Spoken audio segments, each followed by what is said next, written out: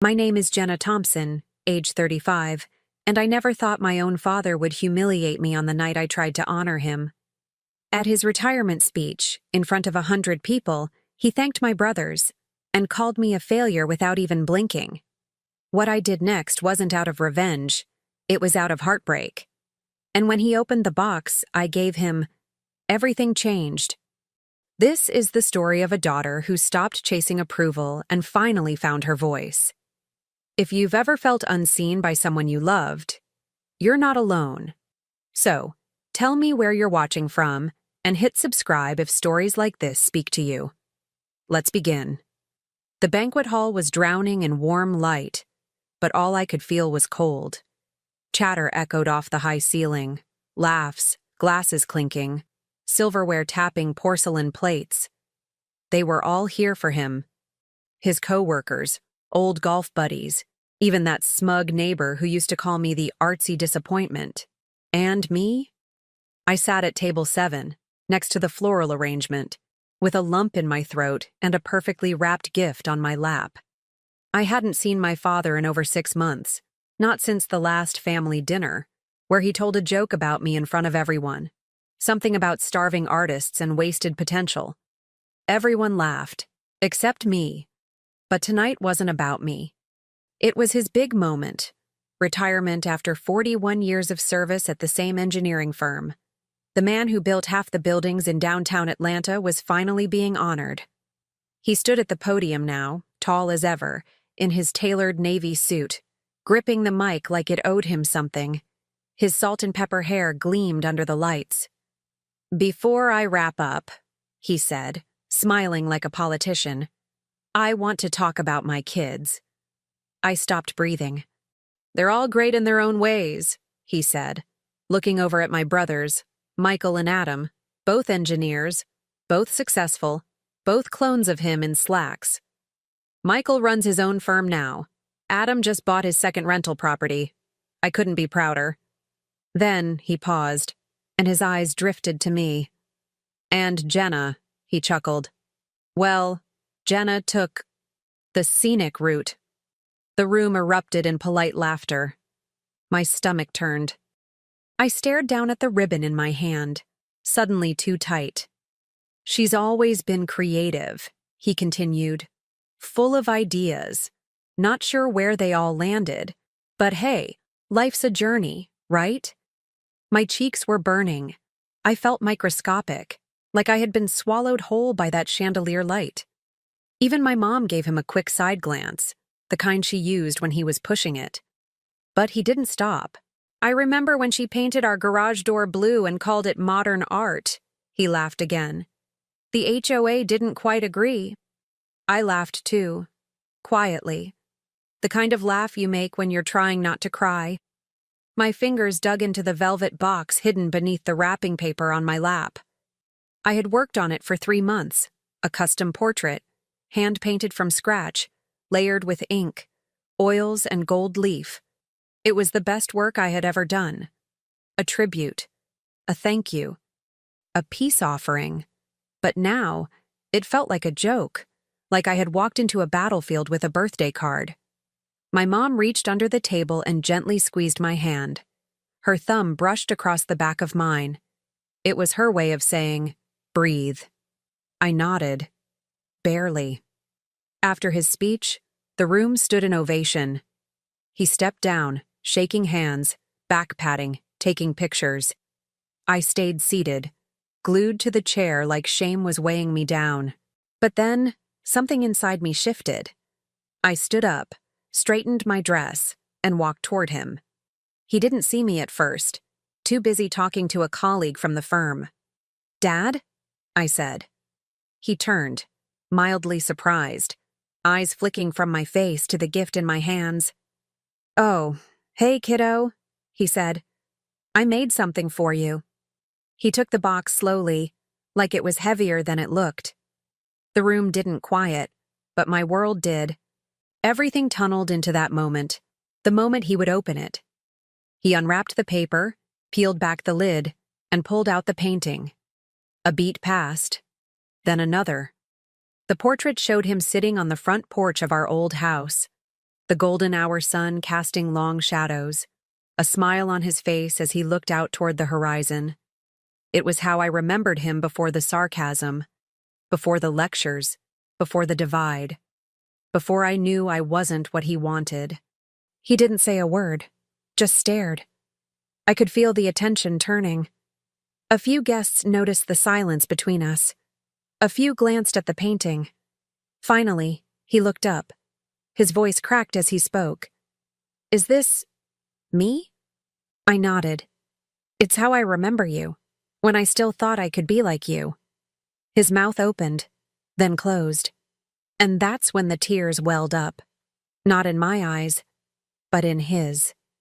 Just a shimmer, just a betrayal of emotion flickering behind decades of control. But before he could say anything else, before he could apologize or deflect, I heard it. "Can I get a picture of you two?" Someone called. He wiped his face with the back of his hand, composed himself, and turned toward the camera with a smile. That fake, perfect smile. I stepped back before the flash went off. I walked out, not dramatically, just quietly. I needed air. I needed to feel something other than shame and disappointment. The cool night wrapped around me like a balm, and I leaned against the column outside the hotel, heart pounding like a drum. I thought I was done crying over my father. But something about that look, that shake in his voice, cracked something open. And I wasn't sure if it was relief, or just the beginning of something I wasn't ready for. Because here's what no one knew. That portrait wasn't the only thing I had brought to that dinner. There was a second gift, one he wouldn't expect, one that would change everything. Before the betrayal, before the speech, before the velvet box, I was still trying to earn something I didn't realize I never had. Not approval exactly, not love either. It was something trickier, permission to exist on my own terms. I lived in a little craftsman bungalow just outside Decatur, near the train tracks. The kind of house with creaky floors and too many books stacked on every surface. I loved it. It smelled like oil paint and rosemary. On Sundays, I'd open all the windows and let the breeze carry the scent of turpentine through the rooms, chasing out the ghosts of unfinished canvases. That was my rhythm. Paint, freelance work, sleep, repeat. I wasn't famous. I wasn't rich. But I made enough to cover rent and groceries, and once a month, I splurged on art supplies and Thai takeout. I had a few loyal clients, mostly local businesses who wanted murals or branding that felt human. I gave them that raw, honest, imperfect. And in return, I got silence from my father. He never said he was ashamed. Not directly, but silence has weight. It has shape. When my brothers came over for dinner at my parents' house, they'd talk about mortgage rates, the stock market, or the latest tech trend. My dad would lean in, nodding, proud. When I spoke, he smiled like he was trying to be polite at a child's piano recital. Still, I kept showing up. Family birthdays, Mother's Day, graduation parties, always with a gift I made myself. Hand-lettered cards, personalized frames, paintings that captured moments no one asked me to notice. I wanted to believe that love didn't need to be measured in money or milestones. That being different didn't mean being less. I clung to that belief like it was a raft, but looking back, I think I knew. I just didn't want to admit it. My mom was my safe place. Linda Thompson, strong in the quietest way. She wore linen like armor and always smelled like cinnamon and lavender. She used to tuck me in at night with stories from her own childhood, the daughter of a seamstress and a gardener, born into simplicity and stitched together with kindness. Mom never picked sides, but she understood me in a way no one else did. When I dropped out of art school in my second year because I couldn't afford it, she didn't scold me. She just bought me a new set of brushes and told me, "You were born to see beauty other people overlook." Dad didn't say anything, not then. Not when I got my first art commission, or when I hosted my first exhibit in a borrowed cafe. He'd ask if I was still doing the painting thing, like it was a hobby I'd grow out of. That's the thing about subtle disapproval. It's like a leak in your ceiling. You don't notice it at first, but eventually, your whole house feels damp.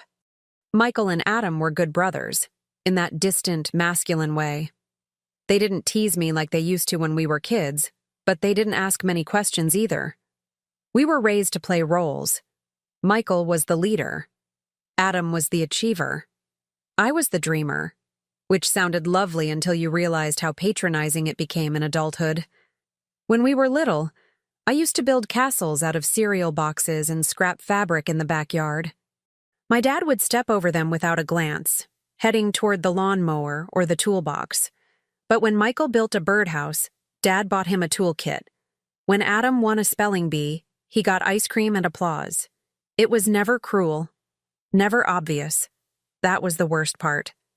It was the kind of invisible favoritism that makes you question your own memory. Did he love me less? Or was I just too much of something he didn't understand? My studio was my church.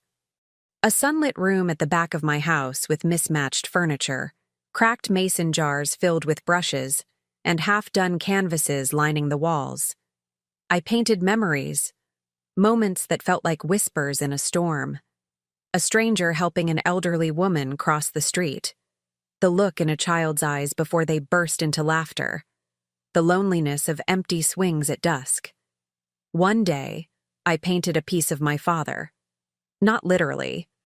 It was a pair of worn-out work boots, sitting by a door, soaked in golden light. I called it Departure. No one bought it. But I couldn't bring myself to sell it anyway. That painting was the first time I admitted to myself that I missed him.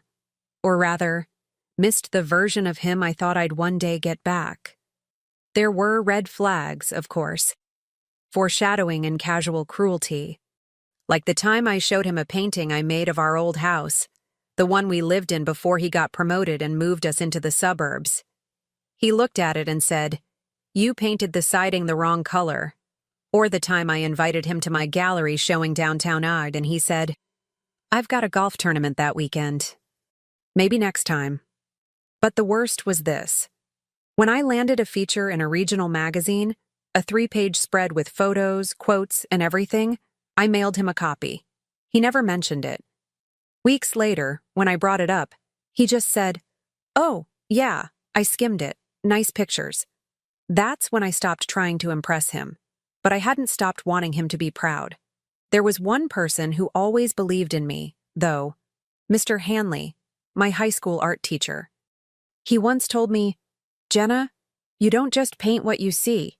You paint what people don't know they're feeling." He passed away 2 years ago. At his funeral, I brought a sketchbook filled with portraits of his students, drawn from memory. I placed it on his casket. Later, his wife wrote me a letter. She said it was the first time she'd seen her husband through someone else's eyes. I cried for hours that night. Not just because he was gone, but because I realized I had the power to show people their own worth.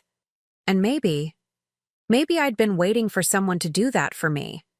The assumption I held, the one that would later shatter, was simple.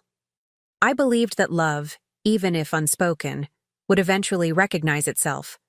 That if I just kept being good, kept being kind, kept showing up with art and effort and handmade gifts, he'd see me. I didn't understand that some people don't know how to see what they didn't build themselves. My father was not a monster. He was charming in the way men of his generation often are, respectful to waiters, punctual to a fault, the kind of man who nodded during conversations and offered firm handshakes. But beneath the surface, there was an unspoken code. Success looked a certain way. Security came first. And feelings were fine, as long as they didn't make anyone uncomfortable. He didn't hate my art. He just didn't know where to place it on his internal scorecard. He didn't dislike me. He just didn't recognize me. And when people don't recognize you, they rewrite you into a version that makes more sense. I became the daughter who never quite figured it out. The black sheep in bohemian dresses. The topic that got skipped over during small talk with coworkers. But something had changed that year. I had just finished the biggest commission of my life, a 5-wall mural for a community center in downtown Atlanta. They gave me full creative control, paid in advance, treated me like a professional. The grand opening was covered by the local paper. There was music, ribbon cutting, kids laughing, neighbors crying at the colors, and I stood there, covered in paint, sweat in my eyes, and I felt something I hadn't in a long time. Wholeness. That's when I decided, for my dad's retirement, I wasn't just going to show up. I was going to give him something he couldn't ignore. And that's what the Velvet Box was. Not just a painting, but a reminder that I see things other people miss. And maybe, just maybe, I've been worth seeing all along. You'd think the betrayal would be loud. A crash, a scream, a slammed door. But the moment that broke me was quiet. Just a sentence. Dropped like a pebble in a still pond. It was 2 weeks after the retirement dinner. I was sitting at my kitchen table, hunched over a canvas, trying to finish a piece for a boutique in Inman Park. The painting wasn't coming together, too muddy, too forced, like my heart was in the wrong room. My phone buzzed. Mom. "Hey, sweetie," she said softly. Something about her voice made my ribs tighten. "I wanted to talk to you about what happened at the dinner." I exhaled slowly, already bracing. She continued. "Your dad, he's been saying some things." I stopped painting. "What things?" She hesitated. "After you left, he told a few people you were just trying to make a scene, that the painting was your way of stealing attention." My stomach dropped. "He said it was manipulative, that you're always trying to turn things into emotional performances." She paused, then added, "He said you only painted that portrait to guilt him, to embarrass him in front of his friends." I felt my lungs tighten. That painting, that gift, was the most vulnerable thing I'd ever done. And he turned it into a ploy, a stunt. The brush slipped from my fingers. I didn't even hear it hit the floor. "He doesn't know I'm telling you," Mom said. "But I thought you should hear it from me." I couldn't speak. Not yet. "He doesn't mean it, Jenna. He doesn't know how to process things like you do." But I did. Oh, I processed it. Every word he said behind my back landed like glass inside my throat. I ended the call. Then I sat there, silent, still. For a moment, I couldn't remember what day it was, or what I was painting, or why I even cared. I didn't leave the house for 3 days. The first day, I cleaned, obsessively, scrubbed my sinks, organized my brushes, rearranged furniture like maybe if I changed the outside, I could numb the inside. The second day, I cried. Not loud, not dramatic, just constant. My eyes swelled shut, and I barely drank water. The third day, I tried to paint, and nothing came out. I sat in front of the canvas with a brush in my hand, shaking like it weighed 1,000 pounds. I dipped it in paint, touched it to the canvas, then froze. That's when I knew something was broken, not just between me and my father, but inside me. I started replaying everything. The speech, the smirk, the little jabs over the years. But also, the times he called me kiddo. The time he drove me to a school field trip when no one else could. The way he used to whistle while fixing things around the house. My brain didn't know what to hold on to. The anger or the grief. I wanted to hate him, but I also wanted him to come to my door and say, "I'm sorry, I messed up." That's the cruelest part of betrayal. It doesn't erase the love, it just poisons it. I kept spiraling. I stopped replying to texts, ignored calls from Michael and Adam. I canceled a client meeting without notice. Food tasted like paper. Sleep came in restless chunks. And worst of all, I began to doubt myself. Was I dramatic? Was the painting too much? Was I trying to guilt him? Shame wrapped itself around me like a second skin, and just beneath it, something hotter. Rage. It came to a head the night I ran into Adam. I had gone to the grocery store at midnight, hoodie up, sunglasses on, praying no one would see me. But there he was, in the frozen aisle, holding a box of pizza rolls. "Jenna," he said, eyebrows raised. I froze. "Hey, you okay?" I didn't answer. He gave me that big brother look, the one that was always more pity than concern. "I heard things got weird after the dinner." My heart jumped. "What exactly did you hear?" I asked. He shrugged. "Dad said you left in a huff, that you were upset because people didn't take the painting seriously." Then he chuckled. "You know how you get sometimes. Emotional. Sensitive." Something inside me snapped. "I get that way because I spent my whole damn life being ignored," I said. He blinked.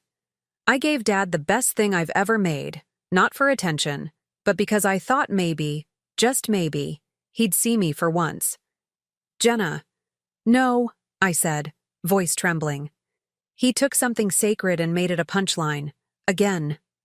I turned and left, my groceries abandoned in the cart. I walked out of that store like my bones were on fire. That night, I tore down all my unfinished paintings, canvas after canvas, ripped from the wall. Not in rage, in despair. I didn't feel like an artist anymore. I felt like a mistake with good intentions. Like maybe everything I thought I wasn't real. But somewhere in the rubble, I found one painting I hadn't destroyed. Departure. The one of the work boots. My father's story, as I had seen it. I stared at it for hours. It hit me then. He was never going to see me. Not fully. Not as I was. He had already built a version of me in his mind. One that fit neatly into his worldview. The daughter who felt too much. Who never really grew up. Who brought paintings to knife fights. And I realized, if I kept trying to prove myself to that version of him, I'd be chasing approval until I was old and bitter and hollow. That's when the clarity came. Sharp. Icy. Quiet. He wasn't just wrong about me. He was scared of me. Scared of what he didn't understand. Scared of the kind of power that isn't loud or logical or linear. Art, emotion, terrified him. Because he couldn't control it. He couldn't measure it. He couldn't win at it. So he mocked it. And me. I wish I could say that realization healed me. It didn't. But it gave me something to stand on. Even if just for a moment. I opened a new canvas the next day. Not to paint for anyone else. Not to prove anything. Just to remember who I was before he told me who I wasn't. And that's where the next part of this story begins. Because clarity isn't the end. It's just the moment when you start writing a new chapter. With no map, no approval, and no applause. Only your truth. And the echo of your own voice saying, keep going. Healing, as it turns out, isn't poetic. It's not long walks and sunrise journaling and drinking tea with grace. It's forgetting to shower, eating cereal for dinner, starting a painting and hating it before the brush touches the canvas. It's walking around your house at 3 a.m. because silence feels safer than sleep. I didn't bounce back. I didn't rise stronger. I unraveled. Quietly, privately, desperately. For a while, I stopped painting altogether. My studio became a graveyard of half-finished canvases and unopened emails. Clients reached out. I ignored them. Friends invited me places. I said I was sick. And in some ways, I was. Not in the flu and tissues sense, but in that soul weariness that makes everything feel gray. Like your bones are tired of carrying the weight of who you're supposed to be. I tried therapy. Found a woman named Carol who wore chunky jewelry and had warm, ocean eyes. She didn't give me solutions. She just listened, really listened, in a way that felt terrifying at first. So, she said one session, tell me why you're here. I laughed. Because I painted something beautiful for my father and he turned it into a weapon. She nodded. That's what happened. But why are you here? I didn't understand at first, but over the weeks I did. Because deep down, I had built my whole identity around being the one who never fit but still tried. And now, I didn't want to try anymore. But I didn't know who I was without that effort. There were days I convinced myself I was better. I went to farmers markets, smiled at strangers, started a painting called Becoming, full of oranges and golds. I even called Michael once, tried to mend the silence. He sounded surprised, but kind. It's good to hear your voice, Jenna. It felt like progress, like maybe the fog was lifting. Then came the baby shower. Adam and his wife were expecting their first child. A girl. Everyone was excited. I was hesitant, but I went. Brought a handmade quilt with little watercolor flowers stitched into the corners. When I arrived, the room was already buzzing. Pink balloons, soft jazz, laughter in the kitchen. I spotted Dad near the drinks table. He looked tired, older somehow, but when he saw me, he smiled. A flicker of hope sparked in my chest. Maybe time had softened him. Maybe that shimmer in his eyes meant something had changed. I walked over. Hi, Dad. He gave me a side hug, casual, like we were acquaintances. I wasn't sure you'd come, he said. Well, I wanted to celebrate Adam, I replied, choosing my words carefully.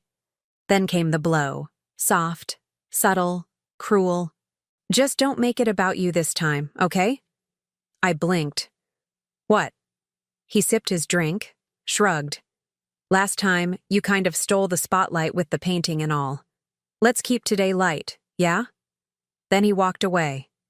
And just like that, I was 17 again, standing at the edge of a soccer field while he cheered for my brothers and forgot I existed. I excused myself, went to the bathroom, locked the door, sat on the closed toilet lid and stared at my reflection. Mascara perfect, lips painted, a woman dressed like she had it together. But inside, I was drowning. I waited there for 10 minutes before slipping out the side door and driving home in silence. That night, I cried like I hadn't in months. Not delicate, movie crying. Ugly, gut-deep sobs that cracked something open. It hit me then. He was never going to change. There would be no apology, no awakening. No, I finally see you.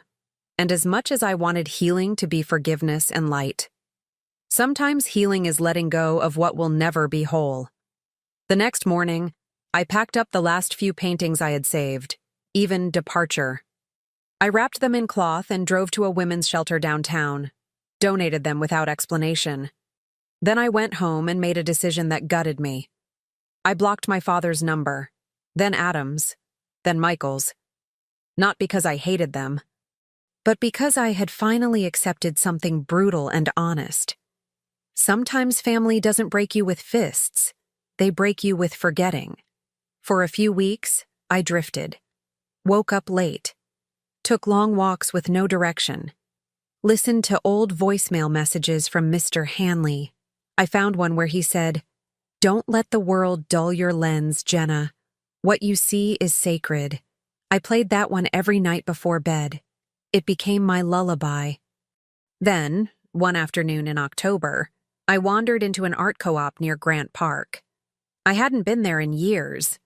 The space was full of light and smells.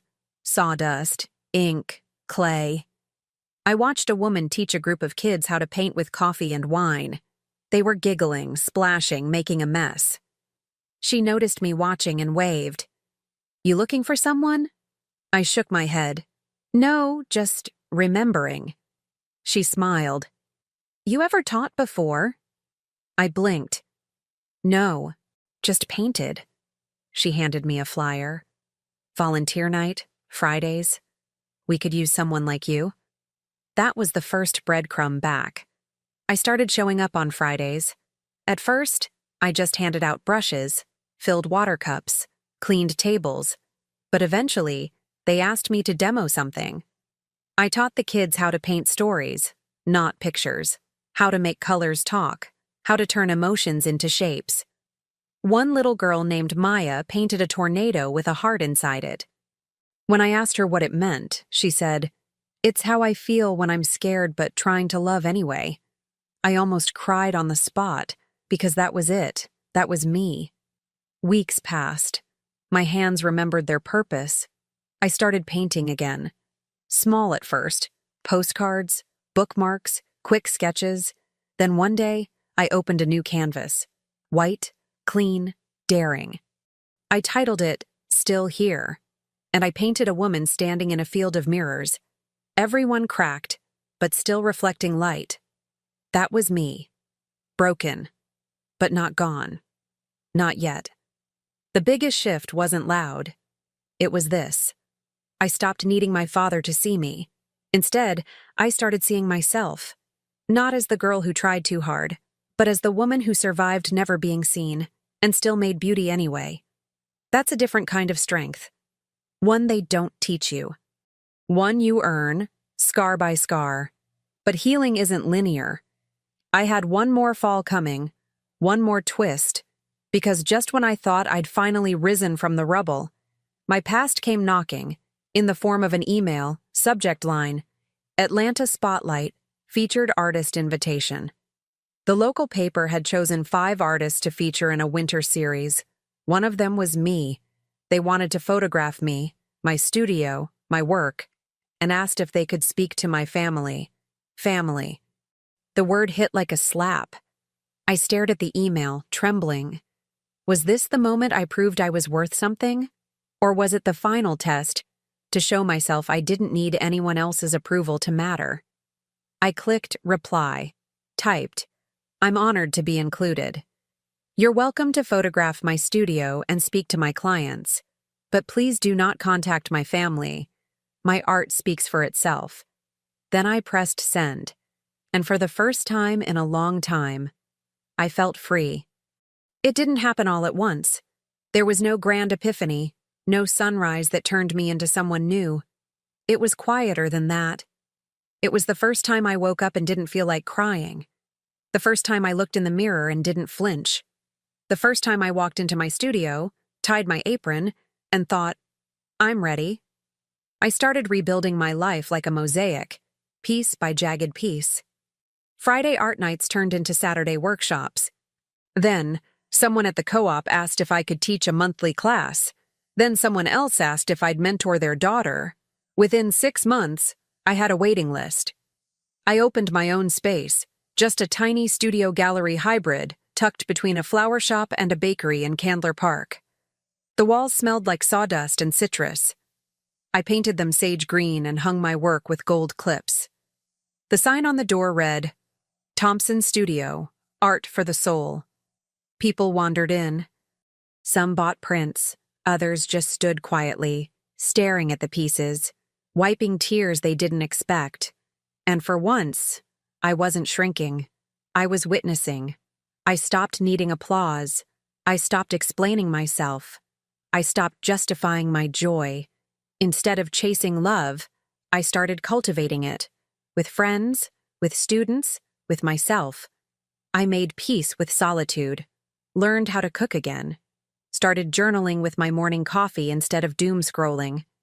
Every Sunday, I wrote one truth in ink and taped it to my studio wall. Some were simple. "You are enough." Some were angry. "You deserved better." Some were tender. "He never saw you, and that is not your fault." They became my scripture. And then, something unexpected. Someone unexpected. His name was Elijah. He was a carpenter who built custom easels and art tables. He walked into my studio one day with sawdust on his sleeves and a warm smile. "You're the painter," he said, holding up one of my prints. "I saw this hanging at my sister's house. She said it helped her through a miscarriage." I froze. That piece, holding light, had come from my own grief, painted during a stormy night I thought would swallow me whole. We talked for an hour, then 2, about wood grain and brush bristles and the music of silence. He didn't ask me what my father did. He didn't want to know who I used to be. He was just there, steady, uncomplicated, like warm tea and late-night walks and laughter that didn't need to be earned. I didn't rush it. We had dinner, then lunch, then a weekend hike that turned into tangled blankets and shared playlists. He never tried to fix me. He just let me be. And for someone who had spent years performing love, his presence felt like a long exhale. My relationship with Mom became softer too. She came to my studio opening, brought lemon bars and wore a dress with paint-splattered flowers. She didn't mention Dad. She didn't have to.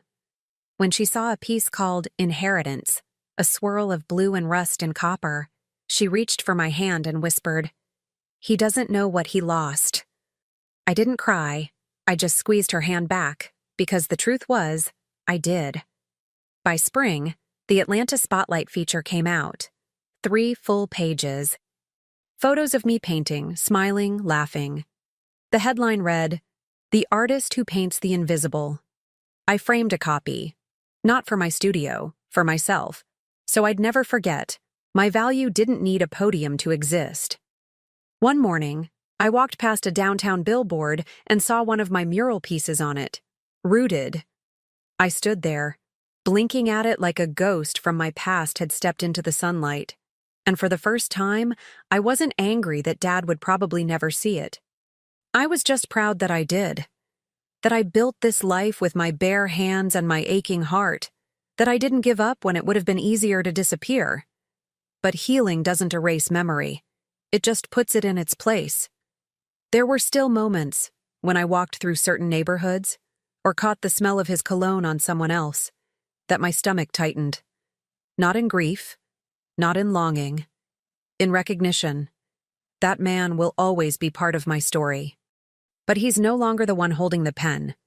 Then, the letter arrived. In a cream envelope. Handwritten. I almost didn't open it. I thought maybe it was from a student, or a client. But the handwriting, slanted, engineer neat, stopped me cold. Dad. My fingers trembled as I slid the letter out. Jenna, I've thought a lot about what happened at my retirement dinner. And after, I don't know how to say this right, so I'll just say it badly. I was wrong. About the painting, about you. I've looked at that portrait every day since. It's hanging in my study now. I see things in it I didn't understand at the time. You captured something I never had the words for. Maybe because I was too afraid to admit it existed. I don't expect forgiveness. I just wanted you to know. I see you now. Dad. I didn't cry. I sat on the floor of my studio for a long time. Letter in my lap. Sunlight painting golden streaks across my legs. It wasn't closure. It wasn't redemption. It was something else. Alignment. The past had finally admitted its own blindness. And now, there was only one thing left to do. Because next month was Father's Day. And I'd just been asked to speak at an art and legacy panel downtown. Guess who would be in the audience? Retired engineers, industry leaders. And my mother, who had told me, over brunch, that he wanted to come too. I didn't invite him, she said gently. He asked. He said he's ready to really listen this time. I don't know what he expects, but I know what I intend. Not revenge, not spectacle. Truth. And this time, I won't be bringing a painting. I'll be bringing my voice. The ballroom was quieter than I expected. Dimly lit, polished wood floors, folding chairs arranged in neat rows, and a small riser at the front with a podium and 2 tall stools. The Legacy Through Art panel was already underway. 2 speakers before me had shared stories of grandfathers who sketched blueprints in coal mining towns, and mothers who painted through grief. I sat stage left, fingers laced in my lap, waiting. Inhale. Exhale. Just like I taught the kids. From where I sat, I could see the audience. Friends. Fellow artists. Strangers. And him. My father. Front row. Gray suit. Slouched shoulders. Hands clasped so tightly, his knuckles were pale. He hadn't seen me yet. Not really, but he would. The host introduced me. Our final speaker is Jenna Thompson, muralist, teacher, and founder of Thompson Studio. Her work has transformed neighborhoods and lives. Please welcome her. Applause. Not thunderous, but warm, steady. I stood, walked to the mic, my heels soft against the wood. The spotlight didn't blind me this time. It lit me, fully. I wasn't born knowing I was an artist, I began. But I was born knowing I saw the world a little differently, and for a long time, I thought that difference was something I had to fix. I paused, let the silence stretch. I grew up in a house where strength meant silence, where feelings were like clutter, things to be tucked away, hidden from view, where applause came easily for medals and titles, but not for truth. I let my eyes drift toward him. He was looking at me now, really looking. No smirk, no mask, just a man, quiet in his seat, blinking slow. I tried to earn love with effort, with perfect grades, with painted gifts, with showing up even when I didn't feel welcome. I took a breath. And at some point, I realized I wasn't asking for love. I was asking for permission to be who I already was. I could feel the air tighten. Some people leaned forward. He stayed frozen. I once gave someone a portrait I painted with every ounce of my memory and tenderness and gratitude. Pause. It wasn't received as a gift. It was interpreted as a disruption, a performance. My voice didn't shake. It rang like a bell. And for a long time, I believed that maybe it was too much, that I was too much. Another pause, longer. He was still staring, still locked in place. But the truth is, what's too much for someone who cannot feel is just right for someone who can. A hush fell. Not even a cough, not even a whisper. I stepped back from the mic, lifted my eyes, looked directly into his, and then, calmly, I said the line that had lived in me for years. You could have had all of me, if you'd just known how to hold what didn't look like you. His mouth parted, but no words came. His face changed then, something between pain and awe. Like he had just witnessed something beautiful and realized it had always been his to protect, and he hadn't. I watched it ripple across his features, recognition, regret, the kind that doesn't scream, the kind that settles in your bones and stays there. I turned back to the crowd, ended with, and now, I create for those who feel too much, who love too loudly, who speak through color and silence and story. Applause again, this time louder. I bowed my head, stepped off the stage, and walked toward the back, not even glancing his way.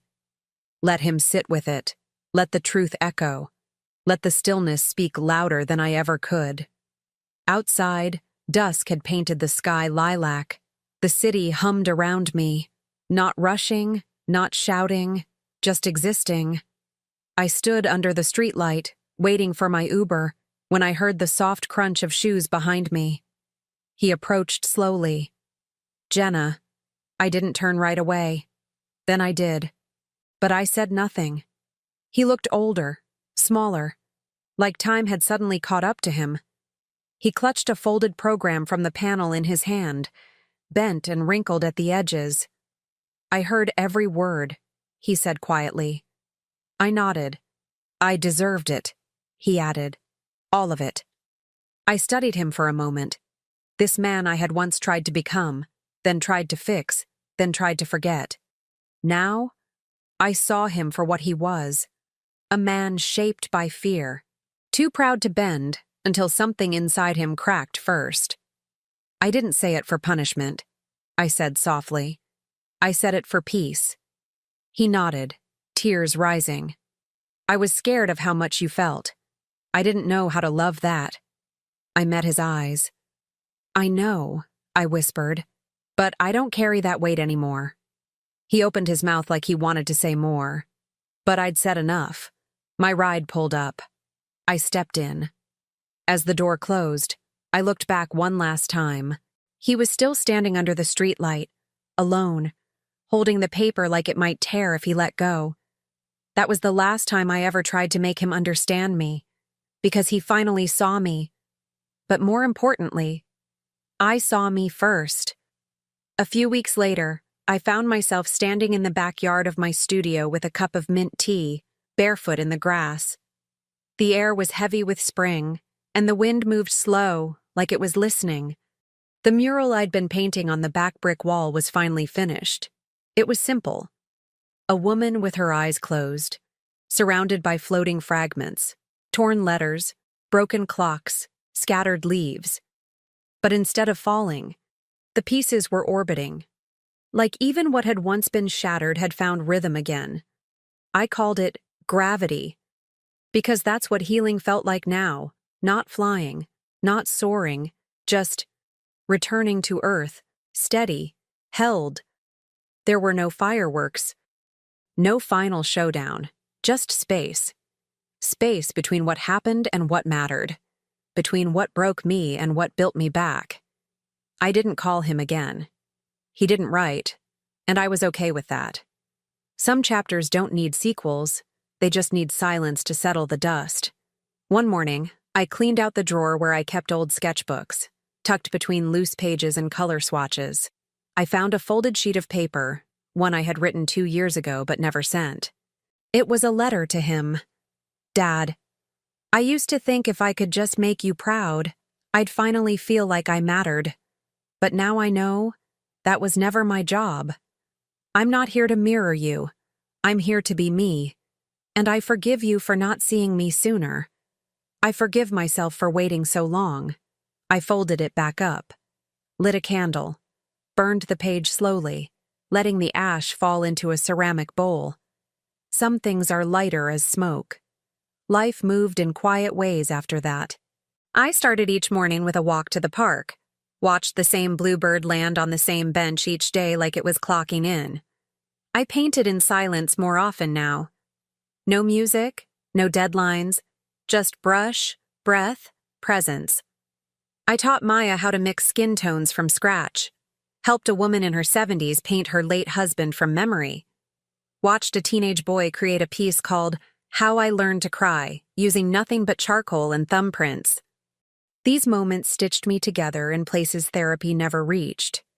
Elijah and I never labeled things. We didn't have to. We built a rhythm. He brought me scraps of wood and kissed the inside of my wrist when I was overthinking. I drew sketches on his workbench and made dinner when the studio smelled like too much varnish. Sometimes we talked about our pasts.